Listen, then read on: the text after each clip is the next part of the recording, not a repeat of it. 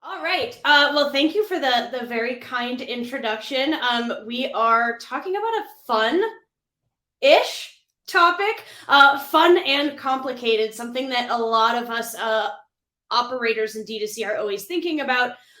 Can you automate retention without losing your mind or without losing the real connection to your customers? So we're going to jump right into this. We got a lot to cover today. First up, we're going to talk about this D2C shift towards retention that has happened kind of over the last few years. It's been interesting. I've been really focused in on the D2C space kind of since this evolution started. So I've been able to watch it and see what happens. But we all remember kind of this, I think a lot of us called it like the golden era of D2C, where, growth is targeted. Instagram launched their ads. It's easy to throw up a Facebook and Instagram ad, get some really good acquisition, turn that around. Competition isn't that bad. It's pretty cheap. Shopify starts integrating all these ad platforms.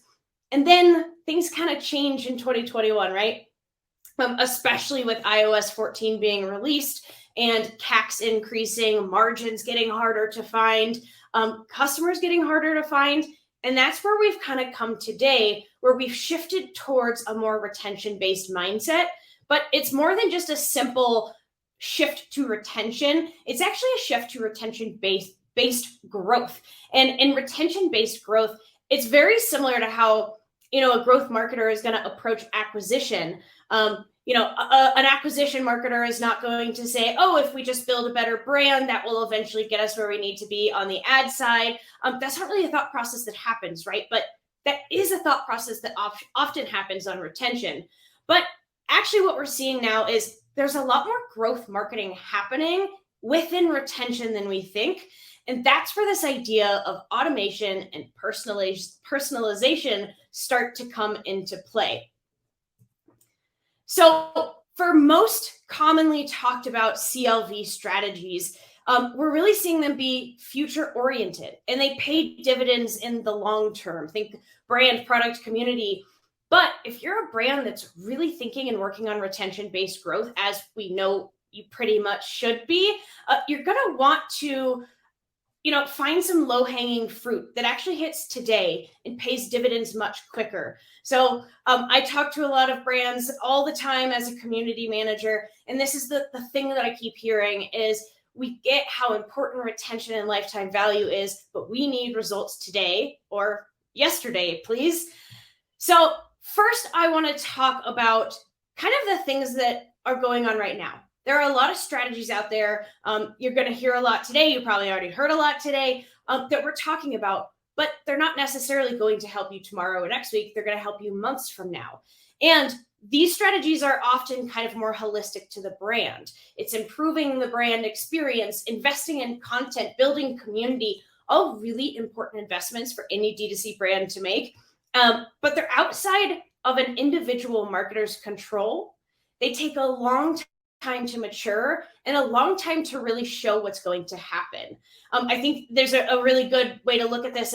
If you sell CBD gummies, CBD drops like House of Wise, versus if you're selling a grand piano, retention is going to look a lot different. So these here are the long-term plays in dividends within retention. So what about the more short-term retention strategies, the one that really gives us those dividends today, tomorrow, next week, in 30 days, the ones that really prove that retention is worth it? So the short-term plays are going to be things like post-purchase communications, effectively communicating with your existing customers and driving subscription adoption. Basically, this boils all down to email, SMS, and subscription are what you're really looking at for the short-term horizon and areas where there is the most low-hanging fruits for brands to start. So let's dive into how to turn these short-term plays into some automation. But first, we got to talk about the problem.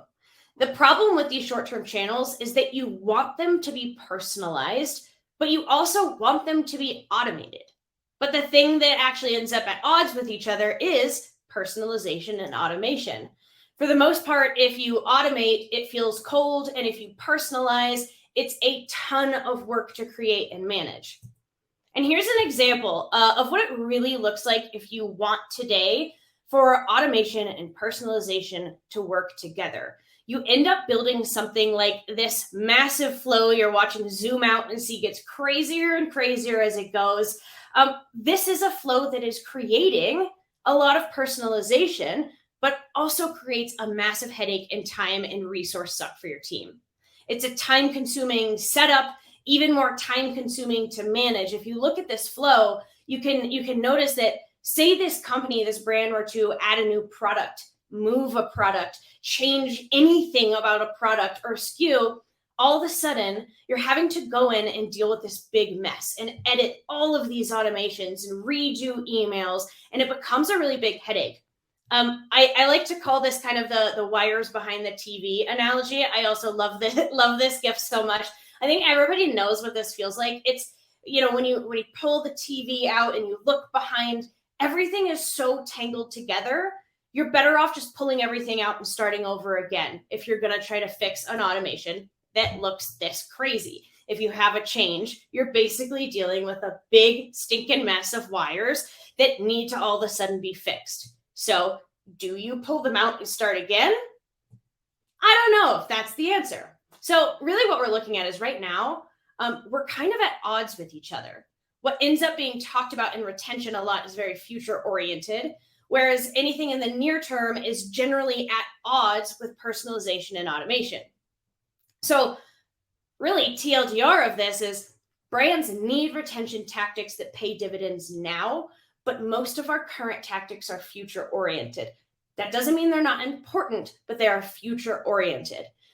But we also know personalization is key in impacting retention efforts, but it can't really be automated. So the people who are personalizing it are getting the results, but it comes at a really big expense and cost. Whereas the people who are automating it aren't getting the results, but they aren't having that time expense. And we all know time is money. So let's talk about kind of what's standing in the way right now of creating a personalized experience for the individual customer that's automated. Kind of the question here is, could you have your cake and eat it too? And I know this sounds too good to be true. That's why we started with the question, can you automate retention without losing your mind? A lot of people probably think no. So let's talk about what's actually currently standing in the way. Right now, one of the biggest ways that brands are actually sending out these emails and post-purchase communications and retention-driven communications is timing. So offer timing usually triggers when we need to send out the email. So generally, this is done on time delays based on holistic store data across all products, right? Offer timing, yeah, you're so right, Vladdy. Offer timing is such a hard thing. And often, if we have multiple SKUs, we're actually just creating one kind of blanket time constraint, understanding one blanket interval of reordering. And that's how we trigger our emails and our messages to people. And this is better than just guessing and hoping you can get it right. But actually, if you really think about it, the best way to do this would actually be to look at every single individual product's reorder interval and have a time-based flow created for each. But again, that gets us into the mess of what we were talking about, that crazy GIF I was showing. That's really what it looks like to develop something based on time triggers. It's time-consuming to set up. It's very time-consuming to manage, if not impossible to fully manage. So I've got some examples here of, just showing how some brands are doing this. Sandlin even sends a message out asking their customers, how often are you using this? And then using that feedback to create time-based offers. Ritual also does this as well. After a certain amount of time, they're going to send you another email upgrading you to subscription. And yes, Vlada, you're right. The data might change over time, which means if your data changes, if your customer base changes, all of a sudden you have to go back in. This is an example of a reorder flow that we know that an email specialist uses with a lot of her clients. And you can see delay number of days depending on how quick someone should order again. While this is very exciting, it can be very limiting. So this is the first thing that's standing in our way of automation and personalization without losing our minds. Next, content creation. So if you're going to then develop individual triggers for each individual product, you're going to want to have content that matches what that product is, what that person bought in the past, and how to talk to it. So as the marketer on this, looking at it, I suddenly have to have individualized copy, individualized imagery, individualized design, creative for every single product if I really want the personalization to make sense. So, going all the way back to that GIF that we were showing, let's look at it. This crazy branched logic where, if then, if this, if then, we're branching off so many ifs, thens. What's happening is in every single email, I, as the marketer, as the operator, am having to create so much content that it's actually not really worth the time investment at the end, right? So some examples here of just how brands are doing this, right? If they're sending me an email about a specific product, we know how powerful individualized copy is. So this Ora Bora email is one of my favorite examples ever. They always release some limited time products and they have amazing copy, amazing design that really makes you want to buy that one product, right? So in the email itself, you want it to be all about that single product. But if we're only going based on time-based triggers, we might not have the ability to do that without creating the world's craziest branch logic. And then lastly, CTA destination.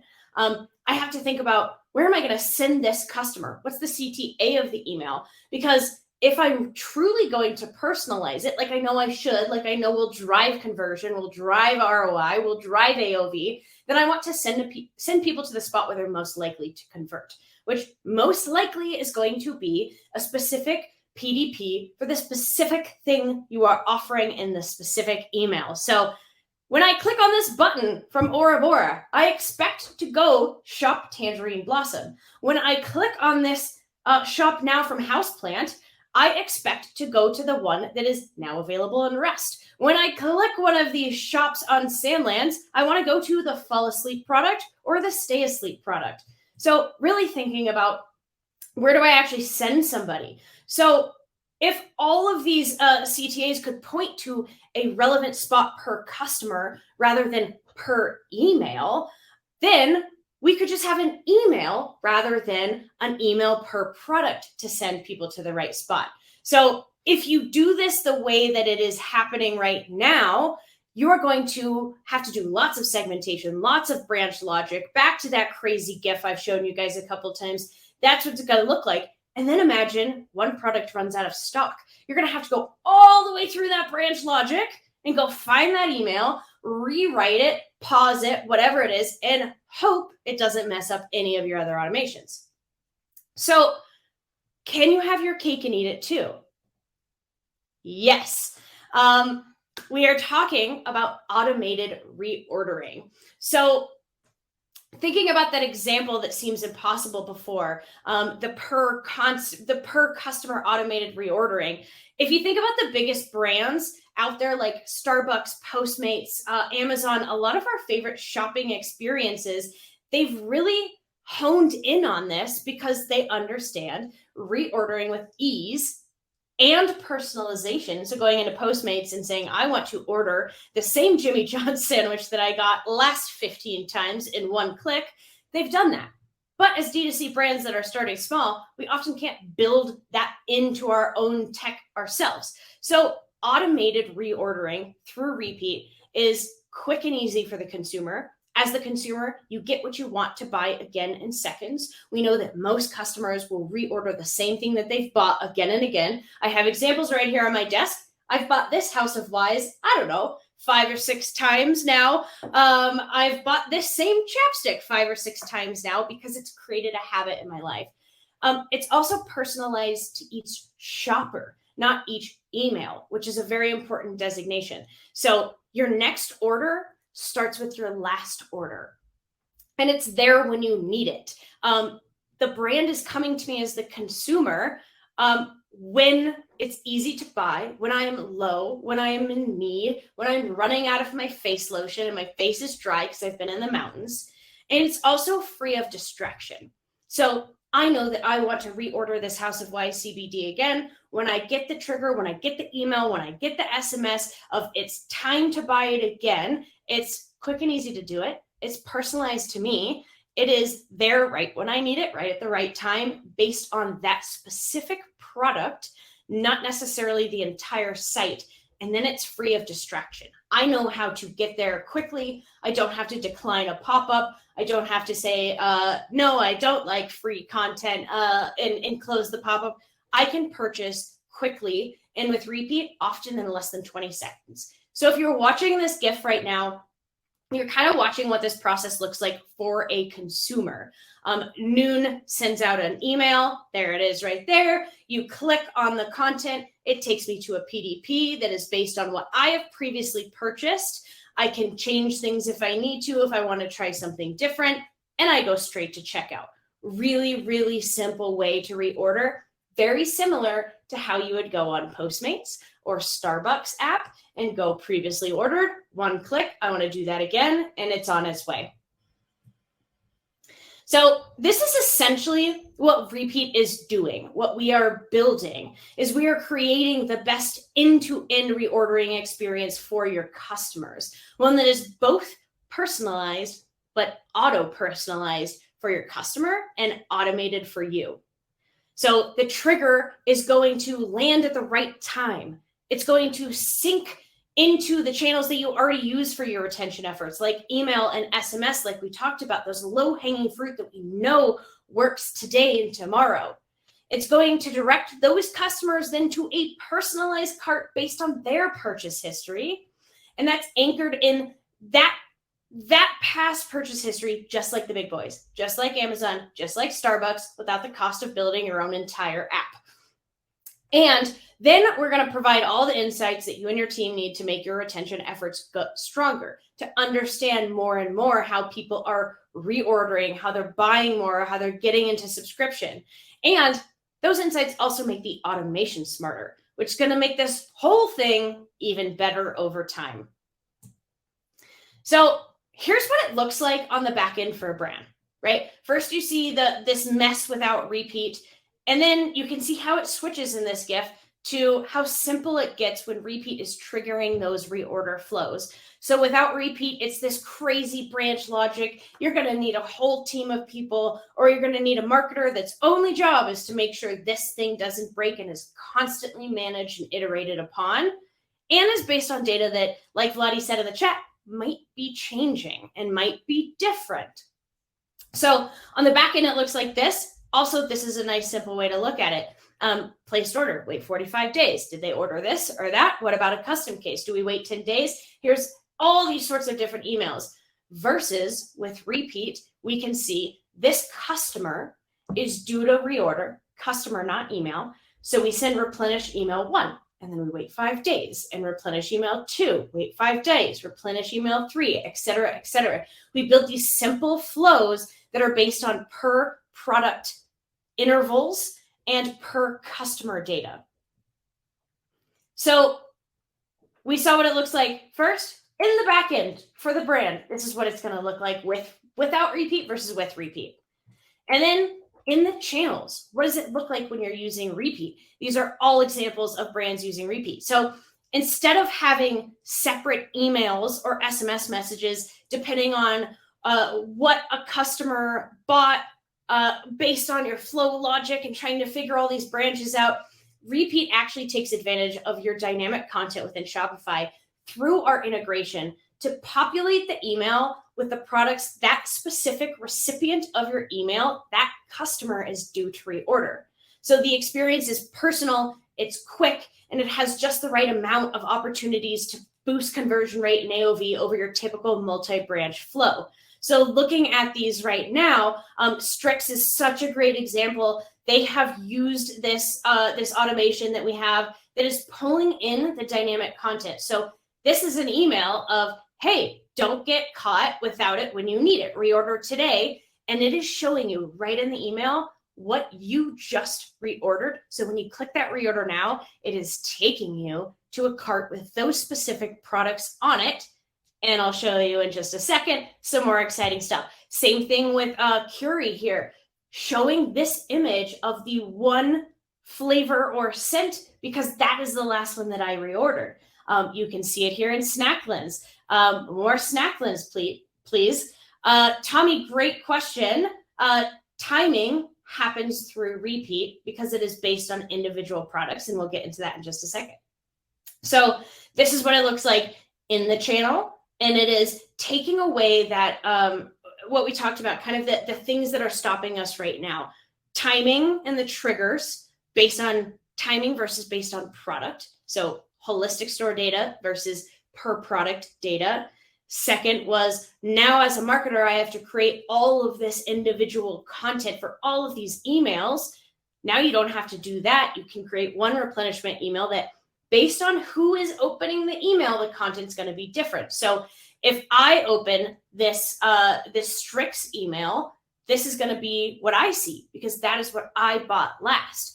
If my husband opens the same email that came at the same time from the brand side, so you see this from the brand side, it's going to be the same email that you send out.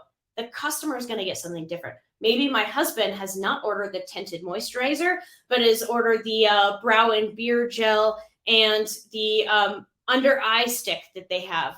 And that is going to show on this email. So it's personalizing without you having to come in and copy and paste every single thing.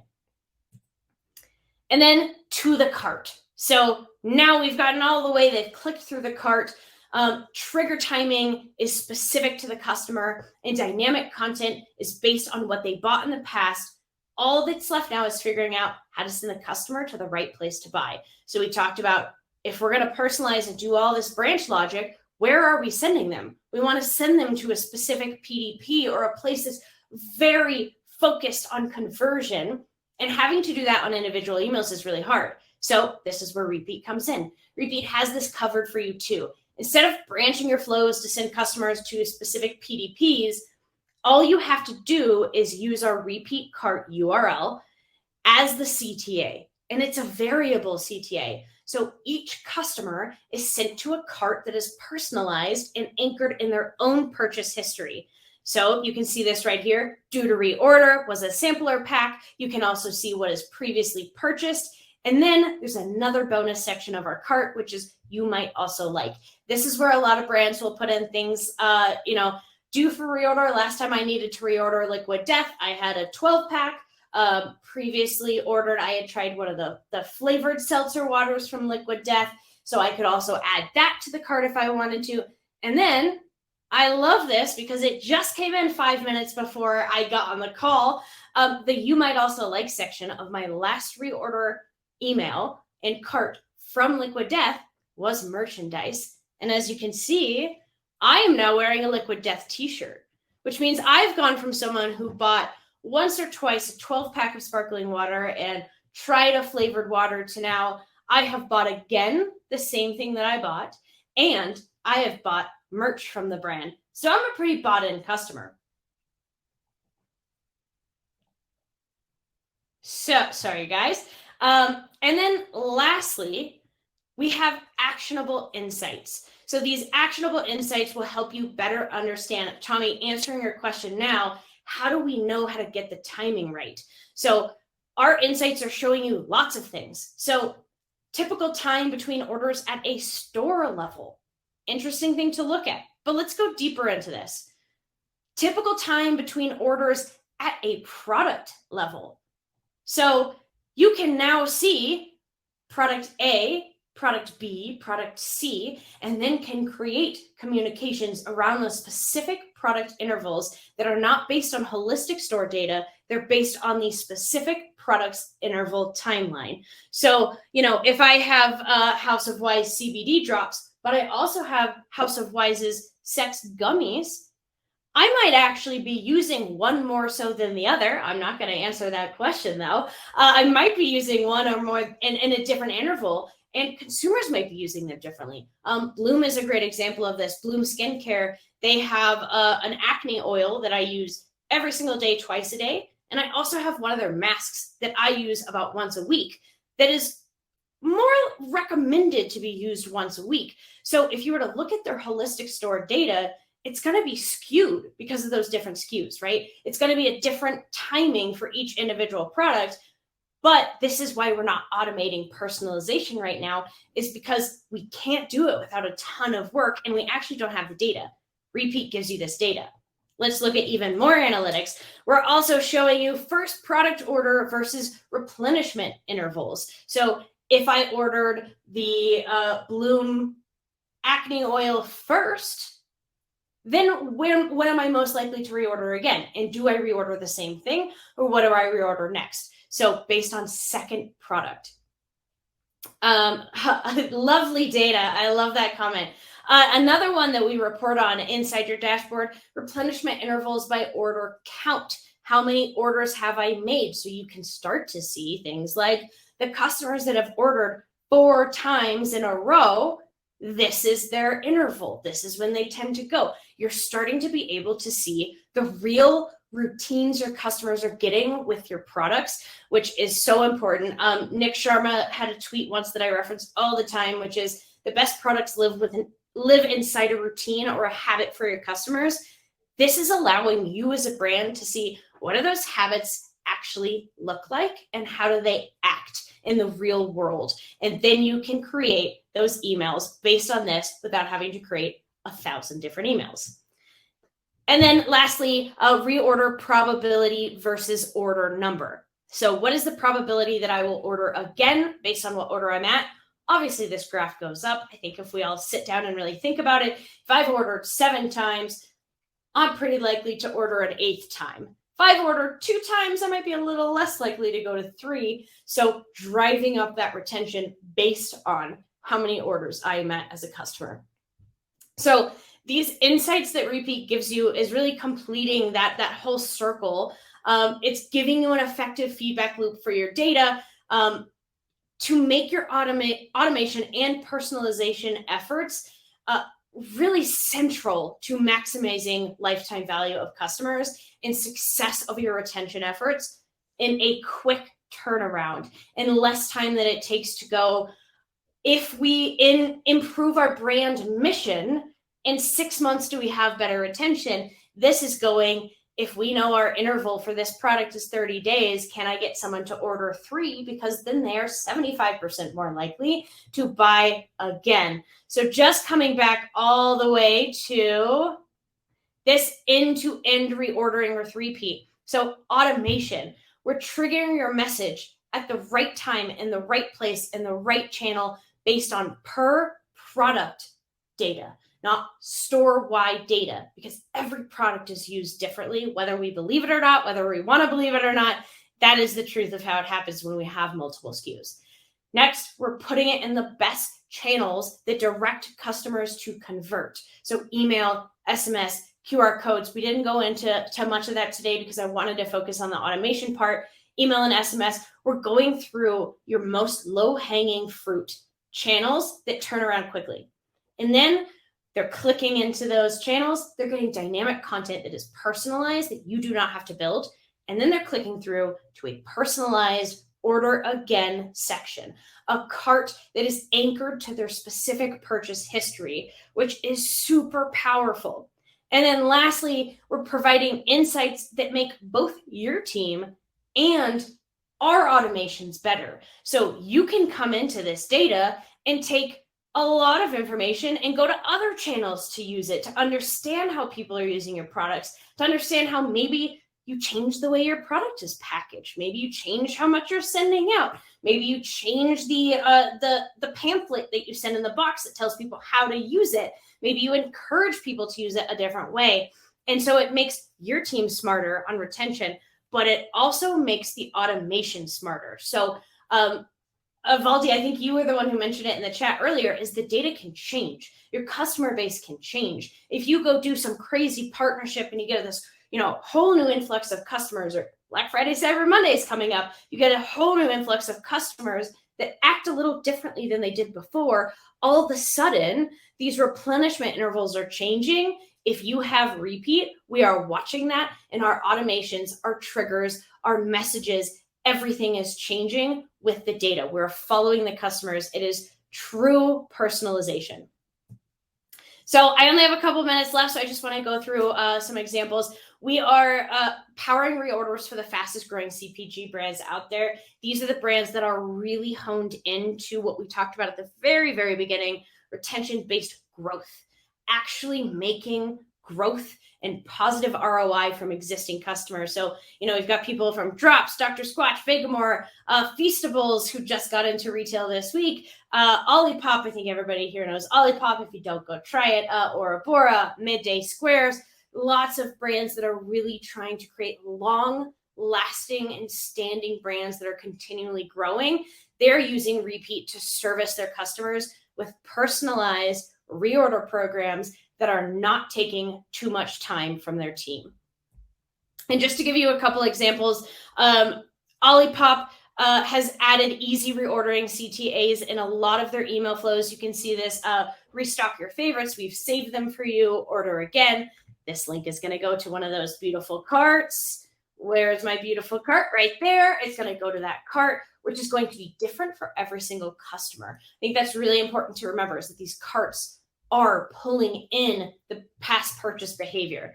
So they are seeing 6.9x RPS among returning Olipop customers versus sending them to the website. So sending them to this cart is really converting better. And customers who convert in a personalized repeat cart convert at 4.9x higher than sending them to a PDP. So even if you're going to build that branch logic and build every single email individually that has the content that you want. I know Chase Diamond's up next, and he's for sure going to talk about personalization in emails, sending them to the right place, making the journey consistent and holistic. When sending them to a repeat cart, tested directly against the PDP, the individual PDP, converting almost 5 times as much. Hey, Chase, good to see you in there. Dr. Squatch, another great example. So Dr. Squatch uses our SMS triggers. We go through both email, SMS, and QR codes. Text messages sent via repeat SMS have a 16% higher conversion rate than any other SMS messages sent. Completely. I think this stat is insane to me. Usually when you're looking at conversion rates, you're hoping for like 0.5% more, 1% more. We're chasing these small things. To have something turn on and get a 16% higher conversion rate could be a game changer for a lot of brands. And customers who are sent to a repeat cart from these text messages are generating $9 more in revenue per session for Dr. Squatch. So looking at that over a large customer base, lots of people getting messages, $9 more in revenue for Dr. Squatch in every session. Again, game changer for a brand. Lastly, Copari, one of my favorite brands, emails triggered by repeat. So through all the things we're seeing, these replenishment emails that are triggered based on our data, based on per product, reorder flows, reorder intervals, generating two times more revenue per session over all previous emails. Previous emails versus emails triggered by repeat, 2 times the revenue coming out of those, because it is the power of that personalization, the automating of this personal journey that to the customer seems like you've gone in and written every single individual thing for them, but on your end, you're not having to do every single email. Also, customers who are sent to a repeat cart have a whopping 52% higher average order value than their PDPs. And let's go back to that liquid death example. When we're talking about the cart in my personal, I have spent probably 50% more on a repeat cart, because right under all the things that I wanted to get again, the things that I've ordered before, was a you might also like section. And of course, I might also like this amazing high quality t-shirt that I get to walk around and rep a brand that I love. Vladdy, I love you in the chat here. He says also less maintenance time for making sure the flows are correctly set up. This is a huge piece of it, is the flows have to be correctly set up. You have to hope that they work. I'm sure many of us in here have sat and tried to test an automation about 20 times and something always breaks, making sure that's never going to break. And if something changes, our dynamic content will react accordingly. You don't have to go in and change 15 emails or turn off an entire branch and figure out how to send them somewhere else. So to wrap it up, you can automate retention without losing your mind. And you can do it in the channels that are the highest low-hanging fruit, the ones that are going to turn into real revenue, real average order value, and real repeating customers, because you're giving them the experience that makes them think you are sitting there writing every single little email directly to them, and not just a hey first name. It's a hey Kristen, I saw you ordered this before. You're probably going to want to buy it again right now because most people run out of it right about now. And we also think you're going to like this t-shirt.